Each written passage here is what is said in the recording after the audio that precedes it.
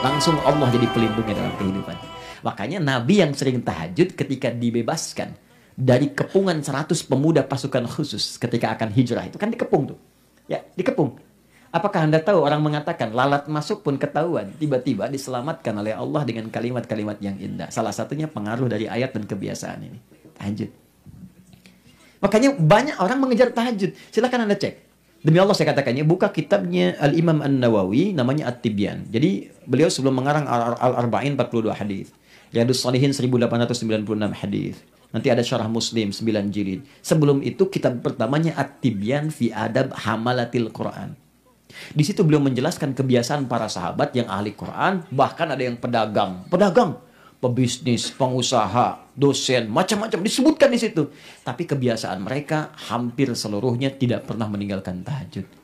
Bahkan disebutkan oleh beliau, maaf, Utsman bin Affan, Abdurrahman bin Auf, Tamim Ad-Dari, tiap malam tahajudnya sampai khatam Al-Quran.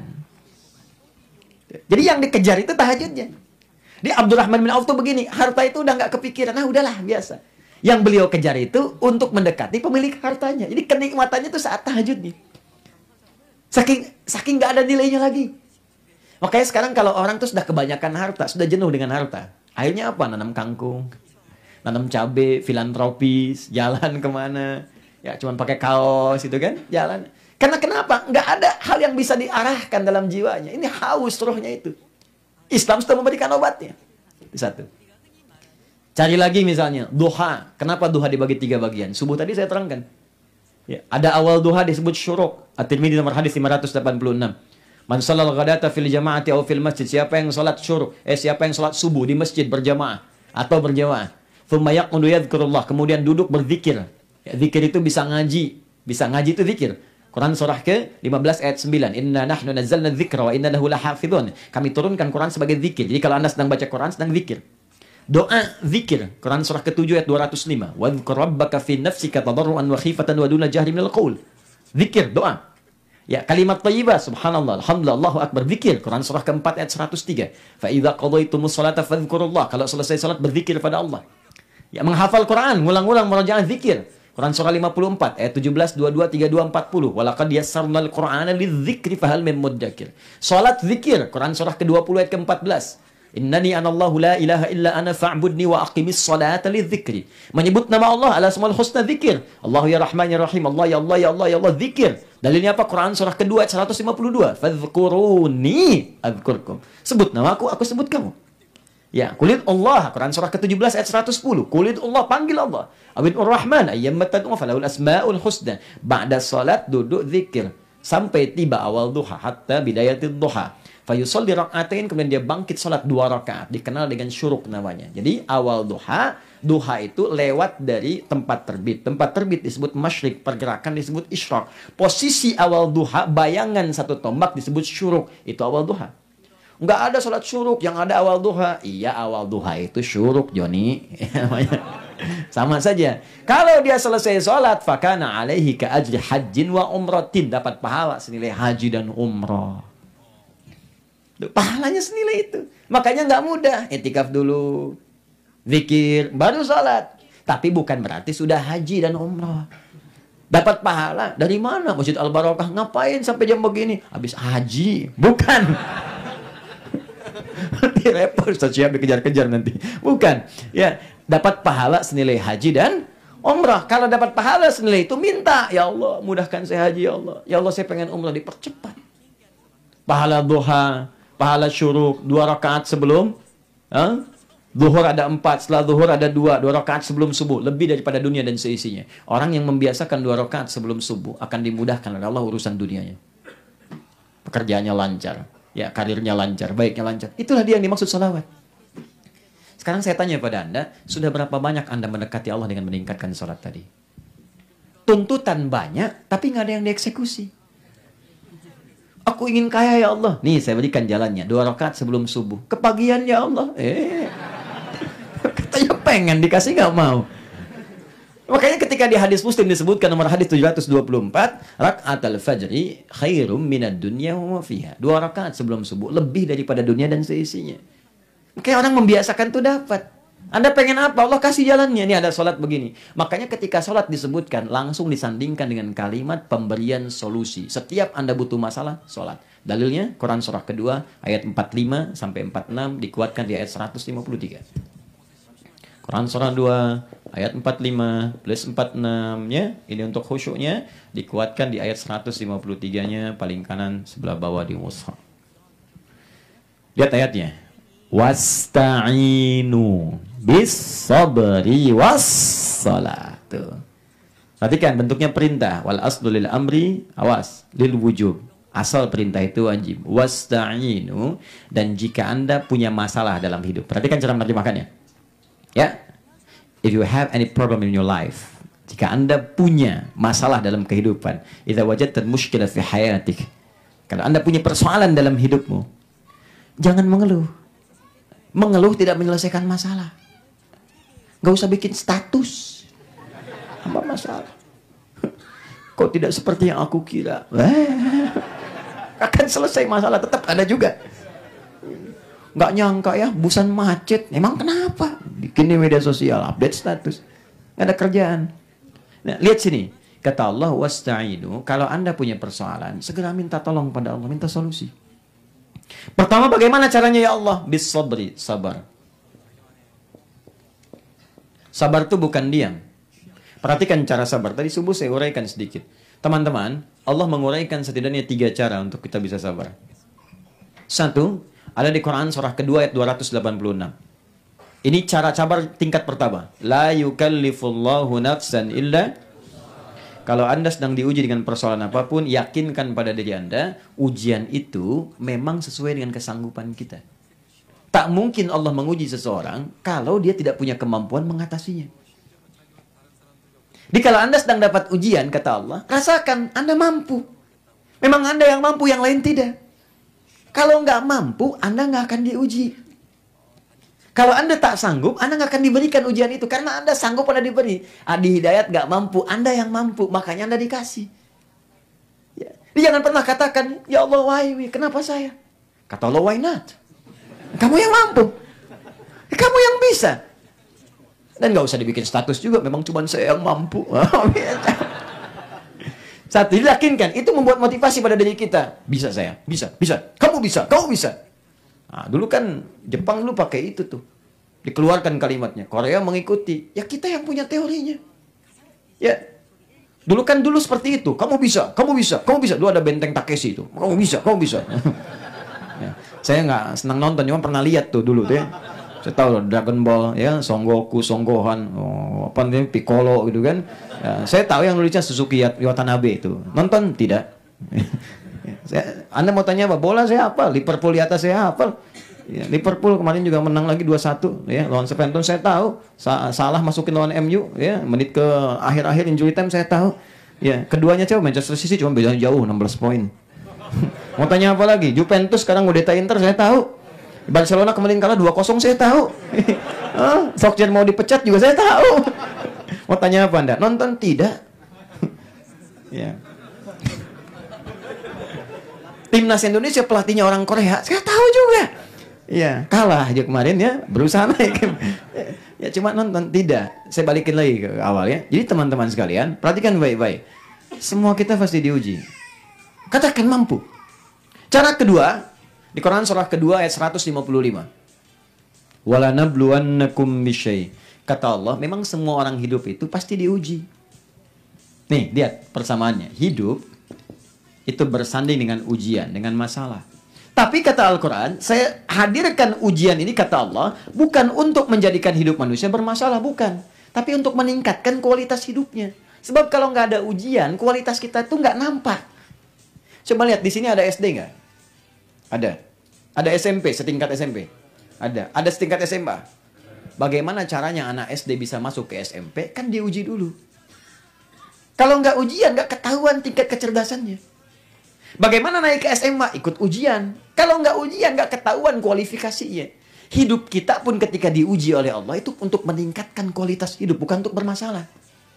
Jadi kalau Anda mengharapkan tidak punya masalah, mustahil. Karena semua orang hidup itu pasti akan punya masalah untuk meningkatkan kualitas hidupnya. Kalau di pekerjaan kita di proyek, nggak pernah ada proyeknya. Bagaimana Anda bisa dapat gajinya? Saya mau kerja nih, tapi nggak ada proyeknya. Gimana bisa dapat penghasilan? Ketika ada proyek, kan ada pekerjaan kan? Ada masalah di dalamnya kan? Maka rumusnya mengatakan hidup bersanding dengan masalah. Orang yang tidak ingin punya masalah sama dengan tidak ingin hidup. Saya tanya sebentar, siapa yang tidak ingin punya masalah? Angkat tangan. Selesai. 3 yang terakhir, setiap punya masalah, maka terapkan rumus ini. Ini penting secara psikologi. Inna ma'al usri, inna ma'al usri, kata Allah, kalau sedang punya persoalan, sabar terima dan katakan pada diri kita, ini pasti selesai. Gampang ini. Sesulit apapun, gampang. Maka akan jadi ringan bagi kita. Setelah itu, jangan cukupkan sampai situ. Kalimatnya belum selesai. Wassalah. Lu datanglah lewat sholat dan mintalah solusi kepada Allah dalam sholat. Minta. Makanya para ulama dulu kalau punya persoalan sholat. Al-Imam Al-Bukhari, orang cuma taunya ini ahli hadis, imam besar.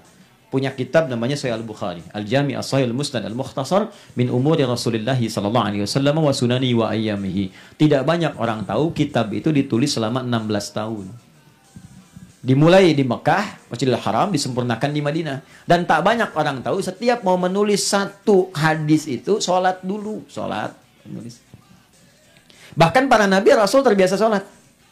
Silakan cek, Nabi Zakaria itu bertahun-tahun nggak punya keturunan. Bahkan istrinya itu divonis oleh medis menopause plus mandul, maaf. Kata dokter nggak bisa, kata medis mustahil. Tapi apa yang terjadi?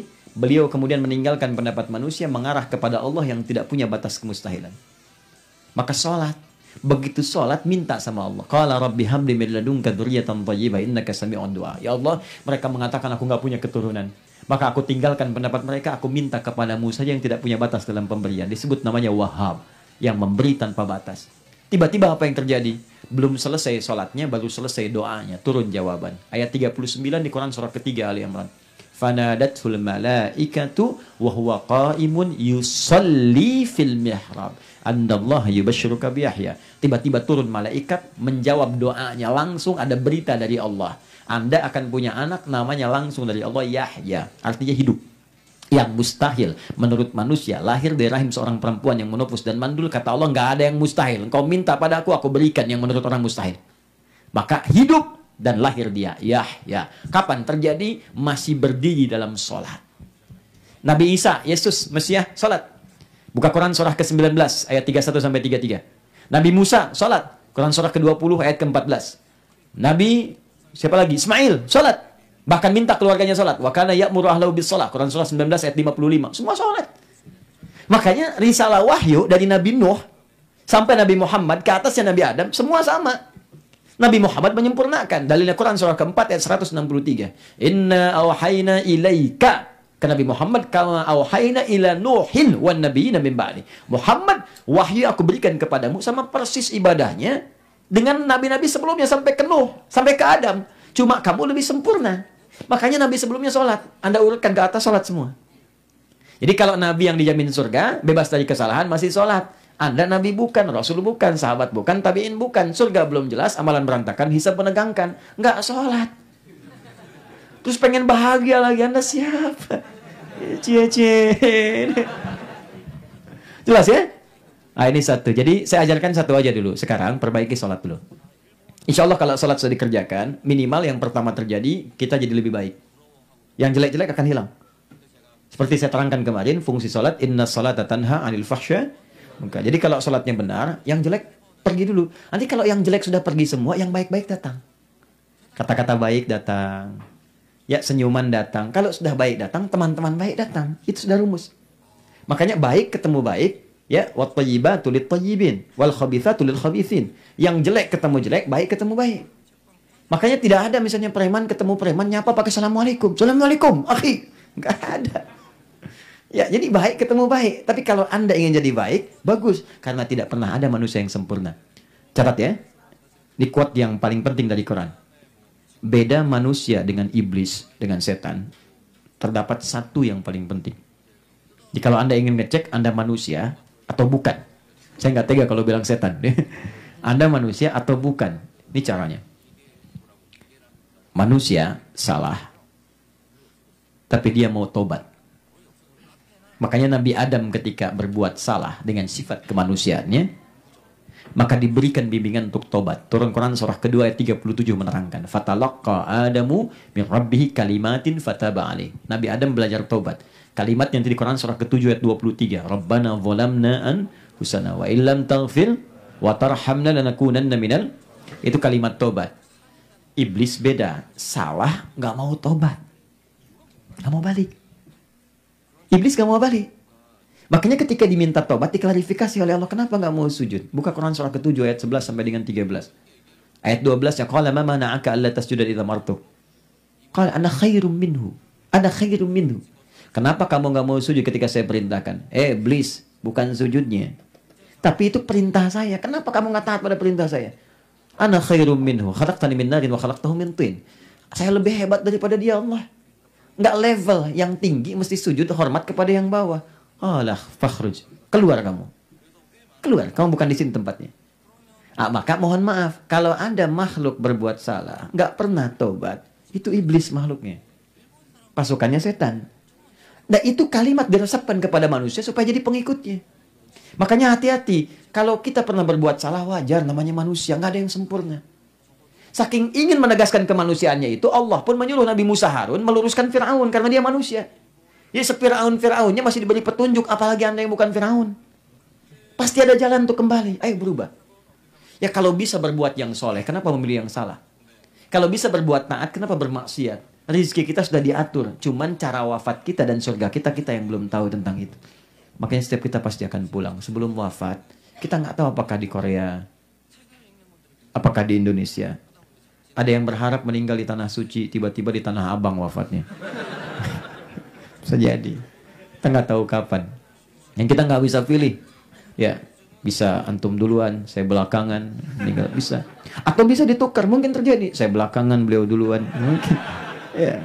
Atau mungkin memang saya duluan, bisa jadi. Duluan menggotong jenazah beliau. Allahu a'lam, kita nggak tahu. Allahu a'lam, kita nggak tahu. Mungkin saya benar-benar duluan dan pulang. Ya, jelas ya? Satu. Terakhir. Ini terakhir. Asar jam berapa? 3:30. Masih lama. Ya, tepat tunaikan di waktunya. Saya berhenti nanti sekitar 15 menit lagi. Setelah itu diskusi, kalau ada yang tanya silakan. Ya, sekitar jam 3 atau 3:15 saya berhenti supaya ada 15 menit persiapan asar. Ya, saya akan langsung ke Seoul setelah ini. Ya. Alhamdulillah, saya diberikan kesempatan oleh Allah untuk lihat-lihat karena tiket pesawatnya sudah sold out, kemudian juga tiket kereta juga udah nggak dapet, jadi sekarang pakai darat. Ya, jadi lebih banyak yang dilihat. Tadi mampir ke Masjid Al-Fatih, lihat-lihat juga. Terus sekarang lihat antum Al-Fatih sebetulnya bukan Al-Fatah. Ya, cuman salah terjemahan, salah tulis jadi Fatah. Ya, itu nama masjidnya Al-Fatih yang nyumbang orang Libya tahun 1980. Al-Fatih itu nama lain dari Qaddafi. Qaddafi disebut Fatih pada saat itu di Libya. Saya tinggal lama di Libya dengan Ustadz juga, Ustadz Syihab ya. Nah, itu Al-Fatih nama masjidnya, cuman salah terjemahan. Makanya ketika Anda ke sana, kan atasnya itu ada tulisan, ya kan? Nah, tulisan bahasa Inggris, kemudian ada bahasa Indonesia, ada bahasa Arab di bawahnya. Yang di atasnya Fatah, bahasa Arabnya Fatih. Nah, coba cek lagi ke sana ya, cek lagi. Barangkali mungkin saya yang keliru, tapi nampaknya Anda yang salah. Ya, alhamdulillah bisa mampir-mampir. Sini juga hampir 2 jam saya nyampaikan. Masya Allah, mudah-mudahan jadi lebih baik. Ya, sebelah sini sudah semakin bercahaya wajahnya ya, karena pantulan lampu dari atas. Dah, satu itu. 2, yang terakhir. Bagaimana cara dapat hidayah? Supaya hidupnya mudah, tadi bahagia, lancar. Bagi yang tertinggal, ikuti kajian tadi dari rekamannya. Insya Allah Anda bisa nyambung di situ. Kedua, hidayah bisa ditemukan lewat kitab suci yang diturunkan pada setiap nabi dan rasul. Masih ingat hidayah jamaknya apa? Hudan. Nah, teman-teman, hudan ini ternyata Allah turunkan pada setiap nabi yang bertugas di bumi. Setiap periode nabi itu diberikan hudan untuk membimbing umatnya di setiap masa yang berbeda. Contoh,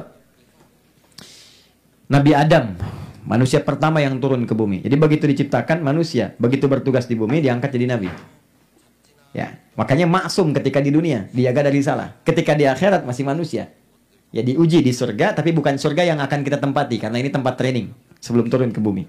Makanya di surga itu ada ujian, ada perintah, ada larangan. Al-Baqarah ayat 35. Ya wa qulna ya Adamu uskun anta wa zawjukal jannah fakula minha ragadan haitsu syi'tuma wa la taqrabu hadhihi syajarah. Jangan dekati pohon ini. Ada larangan. Surga kita kelak nggak ada larangan, nggak ada perintah. Semua kita kerjakan. Nikmat. Silahkan. Bahkan yang dilarang di dunia dinikmati di akhirat. Boleh. Ya, nanti ada khamar macam-macam. Makanya jangan minum khamar di sini. Nanti di akhirat disediakannya lebih enak. Yang nggak ada mabuk lagi, nggak ada macam-macam, nafsunya dicabut, enak semuanya tuh. Yang nggak ada jadi ada. Bahkan nanti ada yang masuk ke situ di dunianya tuh kepikiran sesuatu nggak sempet, tiba-tiba masuk surga keingetin langsung ada. Ya, begitu mau masuk ke sini, ya kecium, wah bau sambal, ya, sambal terasi plus ikan misalnya kan, nggak pernah jumpa tuh. Begitu mau masuk tuh harap-harap setelah kajian dapat makanan itu tiba-tiba meninggal, wah ya. Qadar Allah masuk surga, taubat masuk surga. Tiba-tiba masuk dia, masuk surganya di situ disebutkan Quran surah kedua ayat 25.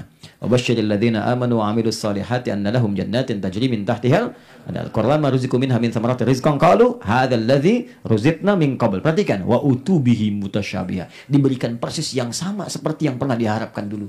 Begitu kepikiran sambal terasi ikan, ya Allah, tok meninggal. Masuk surga kepikiran lagi, ya Allah, sambal di Masjid Al-Barakah. Sing muncul. Persis sama, itu janji Allah. Kalau nggak percaya ya meninggal duluan. Nanti kita lihat saat kembali. Ada semuanya dijanjikan, ya. Nah, karena itu fokus baik-baik. Nabi Adam nanti ketika kita masuk surga beda surganya dengan surga Nabi Adam yang pernah dilalui. Karena nggak pernah dilihat mata, nggak pernah didengar telinga, dan tidak pernah sama dengan yang kita bayangkan. Nabi Adam singkatnya turun ke bumi karena tugasnya seorang nabi, bukan rasul. Awas, beda nabi dengan rasul. Kalau rasul diberi risalah, tugas disebar kepada umat. Kalau nabi hanya untuk pribadi dan terdekatnya saja.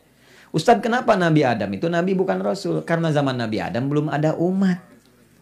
Yang ada cuma beliau dengan Sayyidah Hawa. Terus anaknya, makanya nabi. Tapi saat turun itu tetap diberikan hudan. Ya, sebagai standar tupoksi seorang nabi, apalagi rasul. Maka disebutkan di Quran surah kedua ayat 38, paling atas sebelah kanan di mushaf. Qulna bitu minha jami'a. Adam, istrimu turun semua ke bumi. Fa imma ya'tiyannakum minni hudan. Nanti saat kamu turun beraktivitas di bumi, aku turunkan hudan, petunjuk hidup. Faman tabi'a hudaya fala khaufun 'alaihim wa lahum yahzanun. Kalau petunjuk itu diikuti, maka sepanjang hidupmu aku jamin, kata Allah, selama bertugas di dunia hidup, kamu nggak akan pernah sedih, tidak akan pernah khawatir. Jadi sudah ada jaminan Allah saat manusia pertama diturunkan ke muka bumi, namanya Adam. Jaminannya ikuti hudan, kata Allah.